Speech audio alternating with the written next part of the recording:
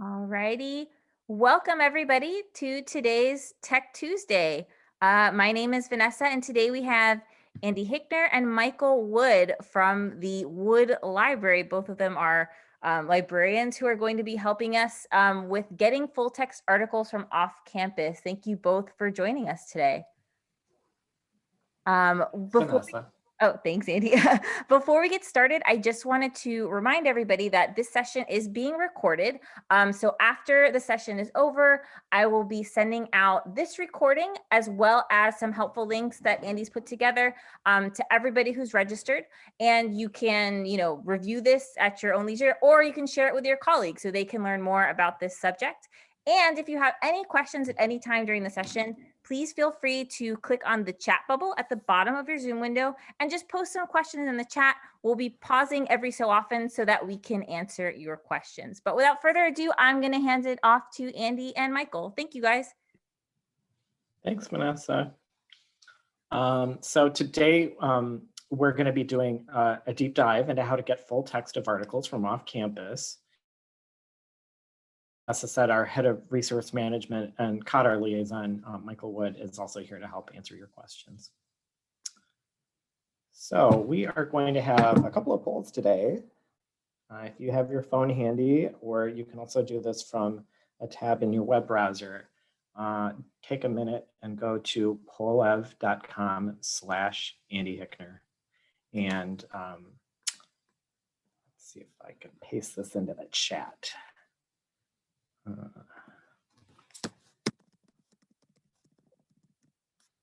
Oh dear.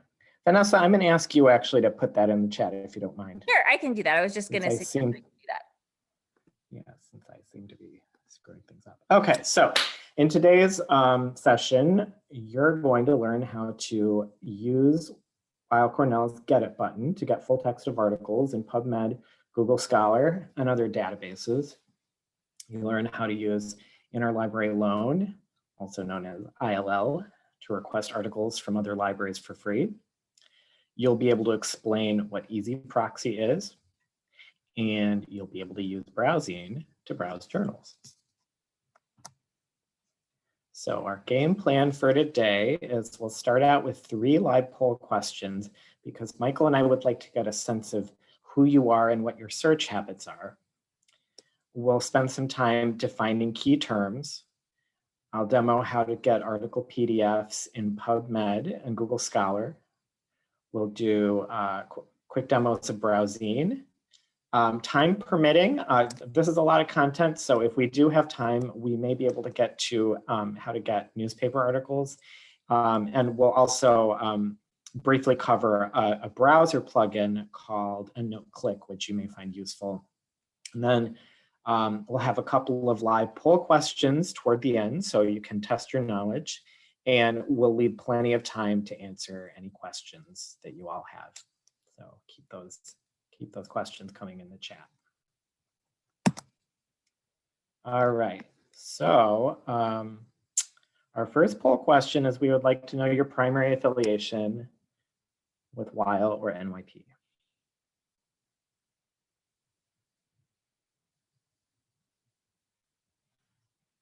Okay.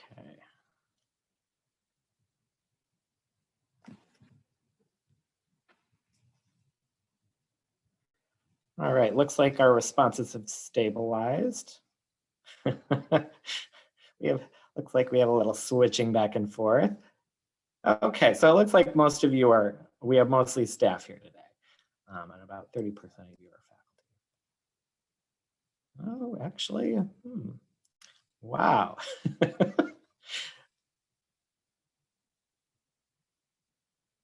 This poll question is becoming quite a journey.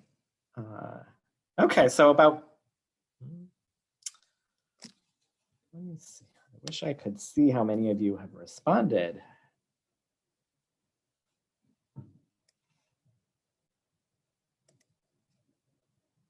Okay, I'm going to move on. So our next question is, how often do you use Cisco AnyConnect, the VPN, when you're working off campus?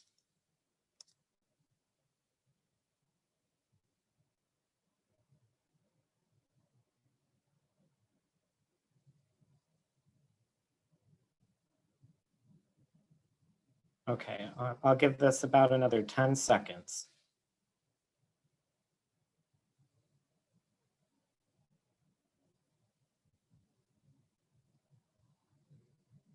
Okay, so I'm going to move on to the next poll question. So when you're looking for articles, where do you usually start?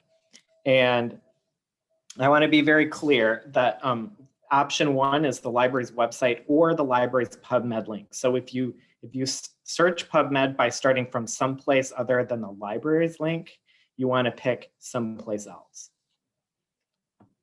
because the library's link is different from pubmed.gov.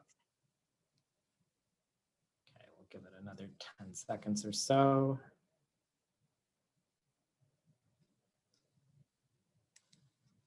Okay. Thanks, everybody. This is very helpful information for us, just to get a better sense of what your search behaviors are. Okay, so let's talk a little bit about key terms. The Get It button provides direct links from citations in our databases to the full text of those articles, if it's available. Get It also provides links to other services like Interlibrary Loan in a menu. The service options is going to vary between citations, but if the library subscribes to the online full text of a journal, Get It will link to the full text of the article. So that's Get It. Our next term is Easy Proxy. Easy Proxy is a service that allows Weill Cornell's current faculty, students, staff, and New York Presbyterian residents and fellows to access the library's subscribed electronic content like e-journals, ebooks, and other electronic resources while you're off campus. Interlibrary Loan, or ILL, is a service that we offer to provide you with copies of articles, books, and other items that the library does not own. When you request an article through ILL, we request a copy from another library and we email it to you. If you're requesting a book, it'll be held for pickup at the circulation desk. And ILL is free for members of the Weill Cornell community. Browsing is a tool that the library subscribes to that allows you to access current journal table of contents on all of your devices. So it's a little more friendly for browsing, hence the name, browsing. So who's eligible for all of these services? Who's eligible for remote access? Basically, it's Weill Cornell faculty, students, and staff, as well as NYP, Weill Cornell residents, and clinical fellows. All other users at NYP or Weill Cornell can only access full text if you're on campus. So I can hear you all asking, why is this all so complicated? I could spend what would probably be for you a very long and boring hour talking about copyright and libraries, but the bottom line is that most scientific literature is copyrighted by the publisher, who charges you and me to read the articles that you write. The Wood Library and Cornell University Library together spend millions of dollars each year subscribing to content on your behalf so that you don't have to pay for it individually. We wish everything were freely available to everyone with no paywalls. It would make our jobs as librarians much easier. But the law is the law. We don't write it. Congress and lobbyists who represent the publishers do. And that's the fundamental reason why we have all these workarounds that probably seem kind of crazy to help you get the information that you need.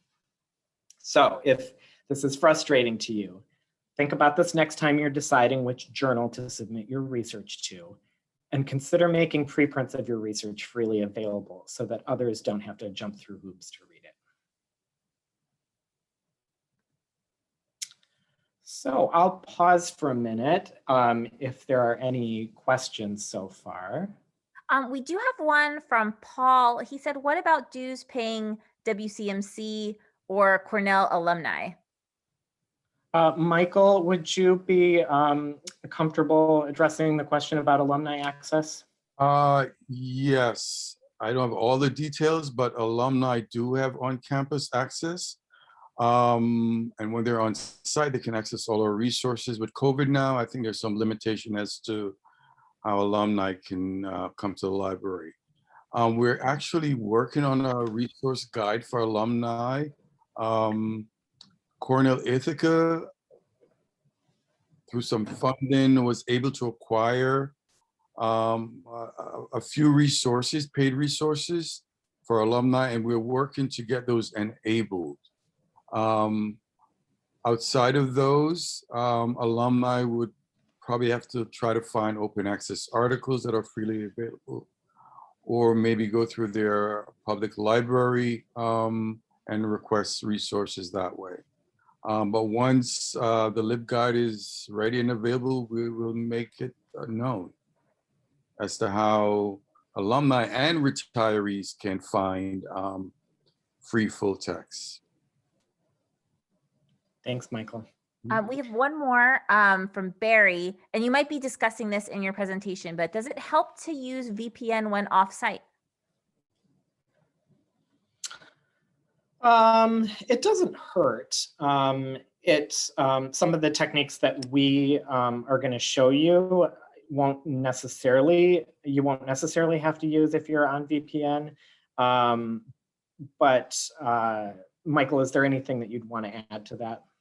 Well, if someone is using VPN for other purposes to get into other systems, it's running on your computer anyway. But to use library resources, whether or not you're on VPN, you'll be directed through Easy Proxy once you go through the library. And then one more question just popped in. What about full access to Cornell University Library? How can I get it? I am WCM staff. WCMC staff, full-time staff and faculty are eligible for a NetID. There's a link we could provide to you where you can actually fill out the application. I think you might need to send in a copy of your ID, or that might set up a Zoom session. I'm not sure how they're doing it now, but you are entitled to a NetID as long as you're faculty or a staff member. Students are not eligible for NetID. And Michael, while I'm presenting the next section, if you have time and can grab that link, that might be a good thing to pop in the chat so that people can. Okay, so the first thing we're gonna demo is using the Get It button. And I'm starting from my browser in incognito mode, just so that I can demonstrate the login process. And we're starting from the library homepage, and our link for Pubmed is on the homepage under popular e-resources. Now, this is just a tiny fraction of all of the online databases that we license. If you're looking for a resource that isn't listed here, you can find that by searching in this e-resources tab. For now, I am going to hop over into Pubmed, clicking on this link. And if we look at the URL, take a look at this parameter at the end of the URL. This is a special parameter that tells Pubmed that you are coming to Pubmed as a Weill Cornell user. And that's really important because that tells Pubmed to get the Get It button to show up. So next thing, I am going to open up an article record in Pubmed. And the red Get It button here is over on the right. You'll see we also have, it's also showing full text links through the publisher that you'll see that quite a bit. If you're on the VPN, sometimes this link will work. Michael has told me it's about 80 to 90% of the time if you're on the network. But if for the most reliable and consistent access, you'll probably want to use the Get It button. And also, for a lot of articles in Pubmed, the full text may be available in Pubmed Central. And so when that's an option, you can also click through to that. If you don't see the red Get It button showing up, just make sure you've gone to this URL and then refresh the page, and it should show up after that. I think it uses probably like a cookie that it puts in your browser. So I'm going to click on this button and let's see if we have this article online.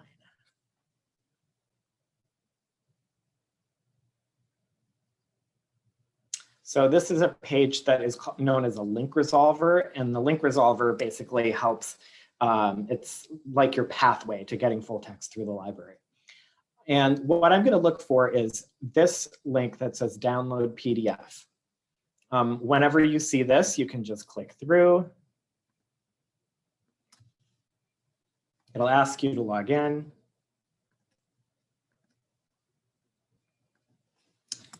And I just changed my password today, so fortunately I know what I changed it to. And voila, we are at the article. I can see that it's the full text, and I can also access the PDF if I prefer that format. Okay, so let's now, I guess I can pause for questions if there are any questions right now. I can take maybe one. There was just a question about whether retired staff can use library resources. I'm guessing the answer is only on site based on what Michael had said before. Michael, is that correct? Retired staff can only use library stuff on staff or on site? We don't provide remote access. Yeah, so the answer is no. But they Again, go ahead. For electronic resources. Thanks, Michael. So for the next demo, let's take a look at another article. Again, I'm going to, let me just clear up my browser tabs, and let's try the Get It button for this article.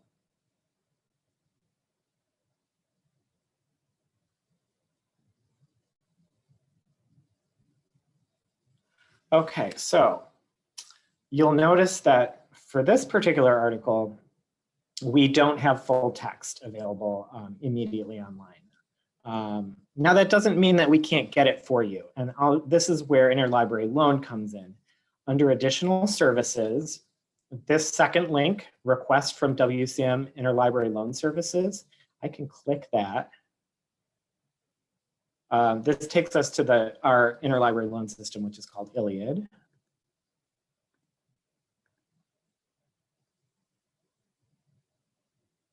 And the first time you place an ILL request, it'll usually take you to a form where it'll ask you to fill out some basic information, like contact information.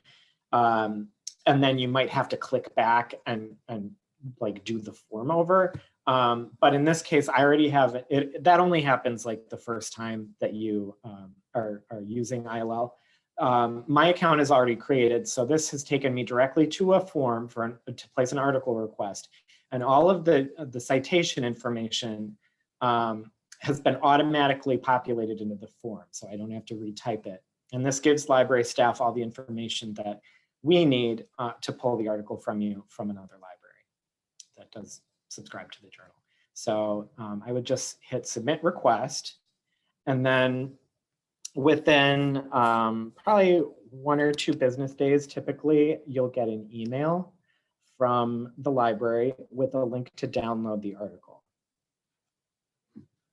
Any questions about ILL?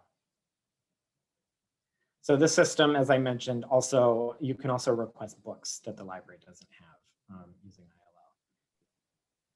All right.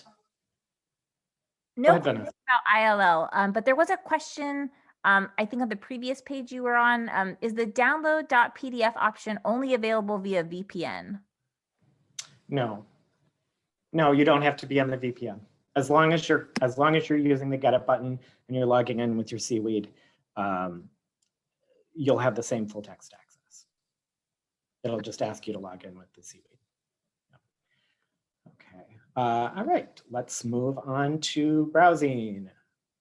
So I'm going to switch. I'm going to change my screen share and stop my share. Give me 1 second so that I can, because for browsing, I think it's going to be helpful for me to not be in incognito mode. Okay.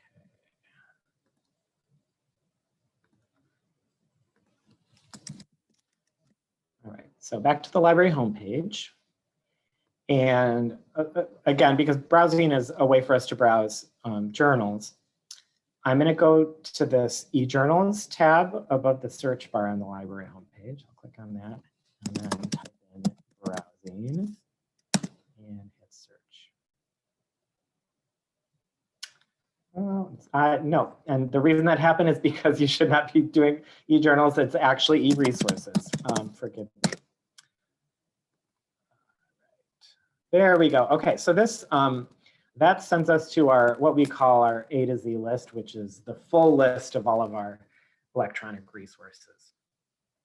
And it's found browsing for me, so I can just click that link. And it takes me into the browsing interface. And so if you want, you can browse journals in your specialty. I'm going to search for a specific art or a specific journal. Let's try Annals of Internal Medicine.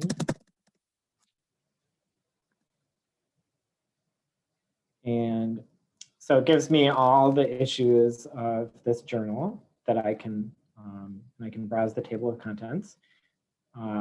You'll notice that this looks a little different from this is a different way to navigate the journal, and the interface is different from what you would see on the publisher website for the journal. It's the same content, it just looks a little different. Up here in the upper right, you can see that I'm logged in. I've created an account. And so if you're thinking of using browsing, if you have a set of journals that you regularly like to browse, it's not a bad idea to create an account for yourself. And then that's how you can start creating what's known as a bookshelf, which is available up here. So I've already marked Annals as a journal on my bookshelf. And if I navigate there, I can see, you can build, you can make this really complicated. You can have like, organize your journals by topic is one way to do it. As you can see, I'm not like a super religious browsing user, but if you're the kind of person who does a lot of reading the latest, if you're really good about keeping up on the literature, this can be kind of a handy tool. Another nice thing about browsing is that there is an app that you can install and use on your phone or your tablet.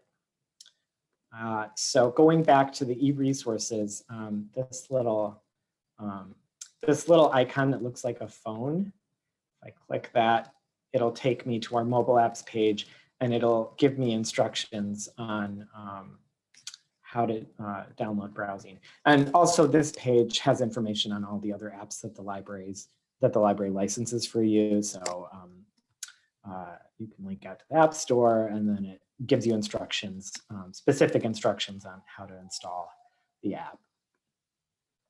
Another thing I should note about browsing is that not all of our e-journals are included, but a fair number of them are. Michael, is there anything else you would like to add about browsing that I didn't mention? I think you covered everything. Okay. One other thing is we have a guide, and Vanessa, you have a chance. This might be a good thing to pop in the chat for people. We have a guide that goes into a little more depth on how to get started with browsing. Sure, I'll get that link and send it to everybody. Okay. Questions? And for just to let you know, the link for the NetID application is also in the chat. I did just get a question about browsing. What if you want to get full text of an article you find on browsing? Oh, that's a great question. Sure. So Browsing has full text links. So here I can download the PDF. There, you look for like that little PDF icon. And it takes you right to the PDF. I'm curious to see what happens when we don't have that little PDF icon. Does it look any different? Okay, so in some cases, the PDF won't be available, but the HTML version of the article will still be available on the publisher website. Does that make sense? Okay. That's a very good question. So you can also get full text through browsing is the short answer. Someone just asked, does browsing work with EndNote? Does browsing work with EndNote? I don't really know that. So that's kind of a complicated question. It kind of depends on your workflow. I think if you're using EndNote Web, there may be a browser plugin.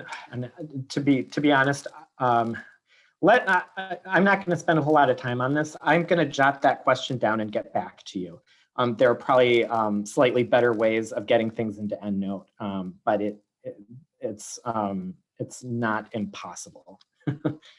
So I'll just jot that down and try to get back to it if we have time toward the end of the session.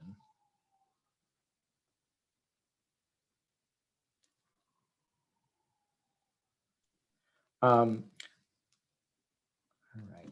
I would say, so let's, actually a good example is, sometimes if you click through to the full text of the article, there may be, sometimes the journal will offer ways for you to download the reference. So for this, I could click download citation, and then I'll select EndNote, and I'll download the article citation data, and then I can import it into my EndNote library. Now, that's just how it works on this particular publisher's, the ACP's interface. The workflow in the interface is going to be different if you're on a different publisher website. So it's unfortunately a very complicated answer to your question, but that was a very good question.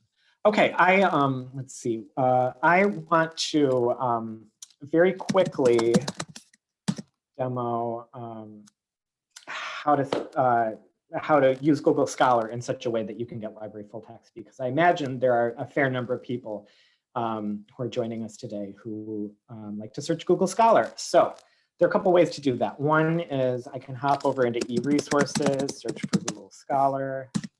And I'm moving quickly here just because I want to be able to cover everything in the time that we have. But again, because this is recorded, all of you will be able to go back and watch the recording in case there's anything you missed after this.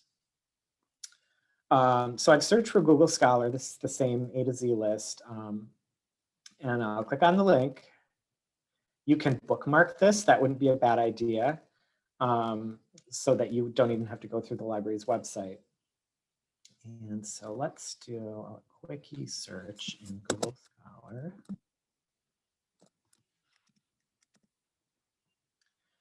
Okay, so if you look over to the right here, for several of these articles, not all, but for most of them, the Get It links show up. So, I mean, they're not like the little red buttons that you see in Pubmed, but this will work the same way that the red Get It button in Pubmed works. And that's if you use the library's link for Google Scholar. As you can see, it's, if you look in the URL, it's sending us through Wile's Easy Proxy. A second way of doing this is if you're logged into a Google account, you can go up to the upper left to the little hamburger menu, go to Settings, go to Library Links, and then add our library. Mine is already added, but like if I wanted to add, it's telling us Harvard, so let's try Harvard. I can do a quick search for Harvard, and then I can enable it, and then those links would show up. So that's very briefly how you can get this to work with Google Scholar, which is a nice connection. Let's see. We have about 15 minutes. I think that's enough time to briefly mention a browser plugin that's available for Chrome, Firefox, and Opera called EndNoteClick. If you're on the, if you get ITS emails, you may have seen the tip up that ITS sent out earlier this week. We have a new 2-minute video on how to use this browser plugin. And that makes it even easier to find articles. So I'm just going to show you a quick example of what that looks like.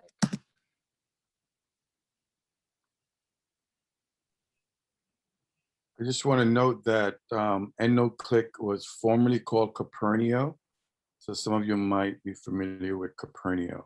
It's essentially the same product.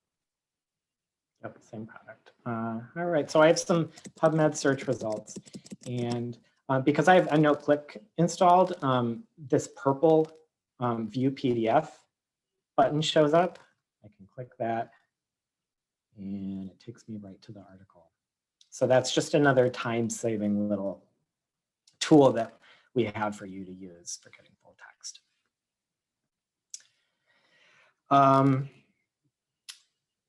Let me, right, there are two other things very quickly that I'm going to cover. One is newspapers. This is the hardest thing to find.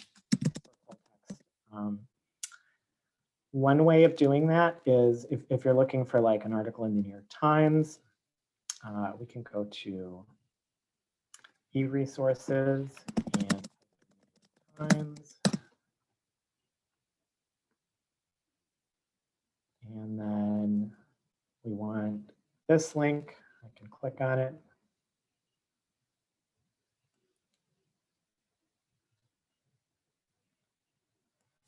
And it'll take you to New York Times content that we have through Gale, which is a publishing platform. You'll notice that like the interface for this looks different from NewYorkTimes.com, but it's going to be pretty much the same content that you would get. Anything that's published in like the paper version of New York Times is going to be available here. If you want to see all of the newspapers that we subscribe to, I'll just click this button to clear the filter and then go up a little bit, and we can browse all the newspapers that we have by going to this drop-down menu and selecting newspapers. And so you can see we have Chronicle, we have Financial Times, New York Times, Wall Street Journal, and then it's possible that there may be other newspapers that are indexed in these in some of these other archives. If you run into any trouble with this, you can contact us and we'll help you with it. Which brings me to the very last thing that I want to share with all of you, which is how to get help when you need it from the library. So going from the library homepage, look for these links on the right-hand side. During regular business hours, you can chat with us for the fastest response. You can email us using this link, and we typically respond same business day, or if it's late in the day, you'll hear back from us the next morning. And we also have FAQs for Get It and ILL and Easy Proxy, which you can view here. All right, so we have about 10 minutes left. That gives me enough time to do a couple polls just to test everybody's comprehension. One moment. So we're going back into the polls, and I have to share my screen.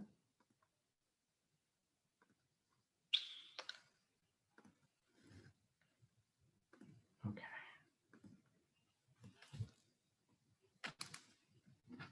So.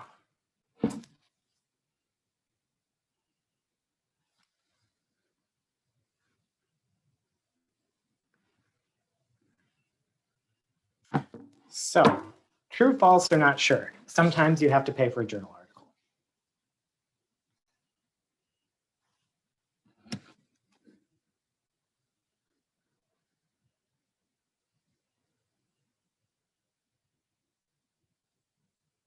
All right. We'll give everybody a few more seconds.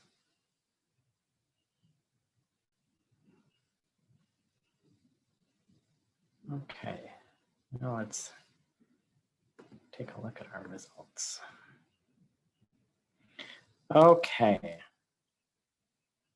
So about 60% of you said true, 30% of you said false, and about 10% of us aren't sure. Okay. So the correct answer for this is false. We can get you pretty much anything you want. You just might have to wait a day or two if you're placing an interlibrary loan request. If we don't have it online, if you need something very urgently, like if you can't wait a couple of days for us to get it for you through interlibrary loan, then and you have the money to spend, by all means purchase the article. But if you don't mind waiting a day or two, we should be able to get you what you need.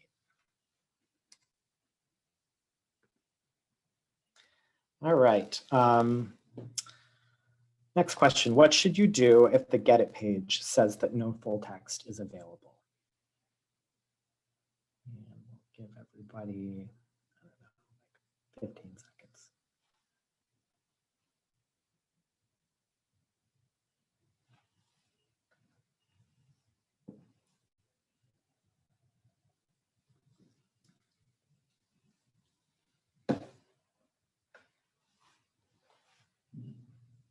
And our options are use and no click to get the article, email the library using the link on the library homepage, use browsing to get the article, or place a free interlibrary loan request for the article.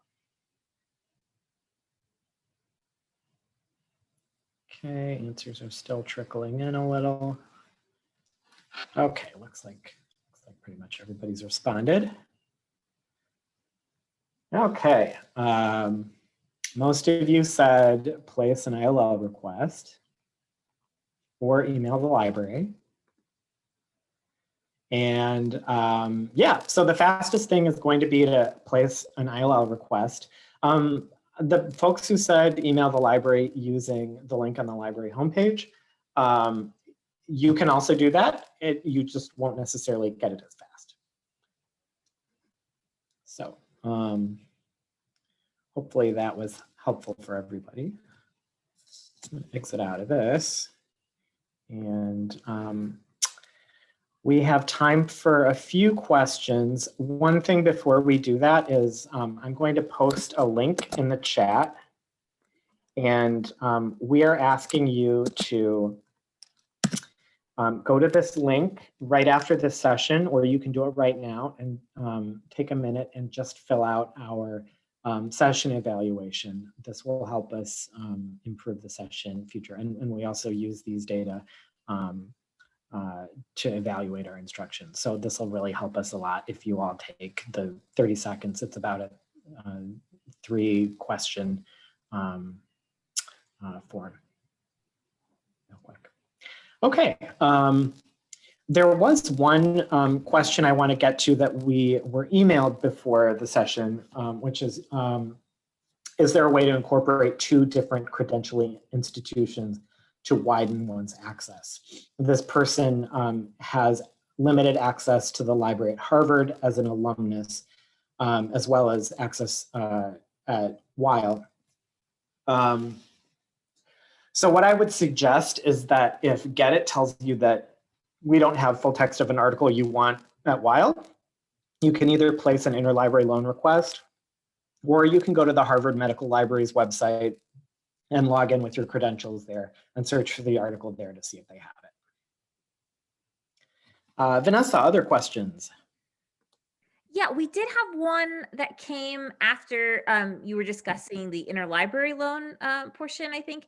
And somebody had asked, do book requests work the same way? Yeah, so book requests for interlibrary loan, yeah, it's going to be basically the same. I don't have an example right off the top of my head, but what you would do is, let me do a screen share. That's probably good to have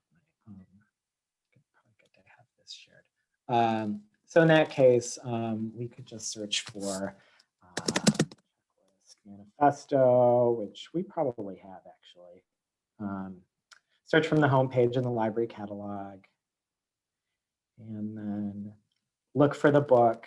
So in this case, it's available. And it does say that it's available here, but if it weren't, you would there would be an option to request it via interlibrary loan. And then it would be the same thing, and you would just stop by the library front desk, the smart desk, to pick up the item with your ID. Great question. There was a question, it actually came in directly to me, but I think it's helpful for everyone. Somebody had asked, when you request a NetID, what you need to show in order to get access. I'd done it a few years ago, but I remember it was a Zoom session where somebody just asked me to basically be on camera so they could see me. And then I had to show a copy of my Weill Cornell work ID so they knew that I worked there. And they verify, you know, that I'm still an active employee of the college. They ask a couple other questions, which unfortunately I can't remember off the top of my head since it was so long ago, but it's a pretty quick Zoom session, and then they provide you the ID via an email. Thanks for answering that for us. Oh, no problem. I didn't know. I was trying to, it was so long ago, but I'm pretty sure that is the entire process. It takes like 5 minutes once you make the request for a NetID. I'm just looking to make sure I didn't miss any other questions while you were presenting. I think you already answered this technically with EndNote Click, how to get full text articles from EndNote. It would just be using that tool, correct, Andy? Oh, full text. Yeah, so it's a little confusing. They call it EndNote Click because they want to like co-market it with EndNote, but actually I think we have a tutorial. I think what'll work best is if just because we're so short on time, Vanessa, I can send a link to you on how to use EndNote to get full text. There's a way you can configure it so that it automatically pulls more of the articles that we have access to using EndNote. So I'll send a link to information on how to do that. There's a way to do it. Okay, perfect. And just a reminder for some people who came in late and had been asking in the chat. So this recording and a bunch of helpful links that Andy has put together and that he's going to be sending me to after the session. I'm going to compile that all in an email and send it to everybody who registered. When you registered, you gave me your email address, so I know exactly how to get in touch. So just expect that later on today, probably closer to 5 since I have to upload the video, which takes some time, but you will get it for sure. I don't think I see any more questions. I think you answered them all. Awesome. Well, thank you so much for hosting us for this, Vanessa. Oh, not a problem. Thank you for doing all this. And I'm glad everybody was able to join. If you need further help after this, don't hesitate to email the library use from our homepage, or you can send us a chat message, and we'll do our best to help you. Thank you guys. Have a great day. You too. Bye, everybody.